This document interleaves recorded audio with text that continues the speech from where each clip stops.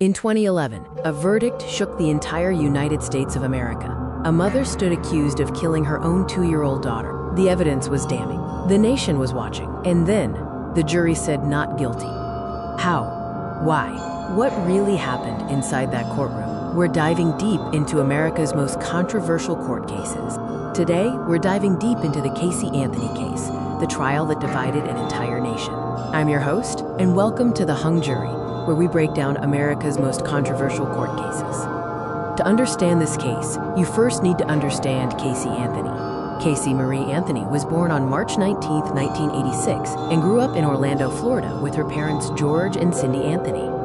In 2005, at just 19 years old, Caylee gave birth to a baby girl named Caylee Marie Anthony, a pregnancy she kept secret until she was 8 months along. Friends described her as fun-loving, but people close to her said something was always off. She lied, constantly. She lied about having a job at Universal Studios. She invented a nanny named Zenaida Fernandez Gonzalez. She created a completely fake life. So when Caylee went missing in the summer of 2008, and Caylee didn't report it for 31 days, people knew she was hiding something.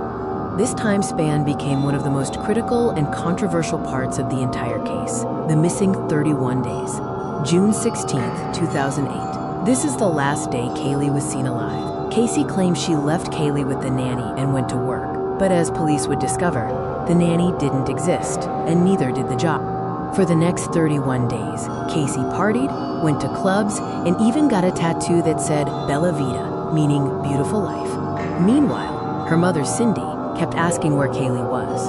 Caylee kept lying. This culminated in a dramatic escalation.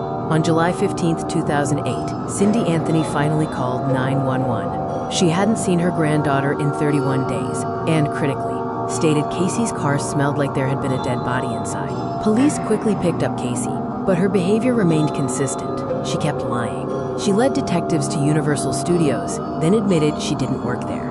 She gave a fake address for the nanny. At this point, police knew one thing: Caylee was lying. The web of deception was clear, but the central devastating question remained: where was Caylee? Welcome. Today, we delve into one of the most polarizing criminal cases in recent American history, the Caylee Anthony trial, often called a case of reasonable doubt. The story begins with the disappearance of 2-year-old Caylee Anthony in the summer of 2008. For months, Caylee was missing, and the entire nation became glued to the unfolding tragedy following every update. Her mother, Caylee Anthony, was arrested for lying and child neglect, and later, the unthinkable. She was charged with first-degree murder. The search concluded on December 11, 2008, 6 months after Caylee was last seen. A utility worker found skeletal remains in the woods near the Anthony family home. The remains belonged to 2-year-old Caylee Anthony. The death was ruled a homicide, but the most crucial detail could not be determined: the cause of death. This fact would become central to the entire case. The highly anticipated trial began on May 24, 2011. The prosecution laid out a chilling theory. They claimed Caylee used chloroform and duct tape to kill Caylee, motivated by a desire to live a carefree life without her daughter. Their evidence included internet searches for chloroform, traces of the chemical in Caylee's car, the smell of decomposition, duct tape near the remains, and Caylee's highly suspicious behavior after Caylee disappeared.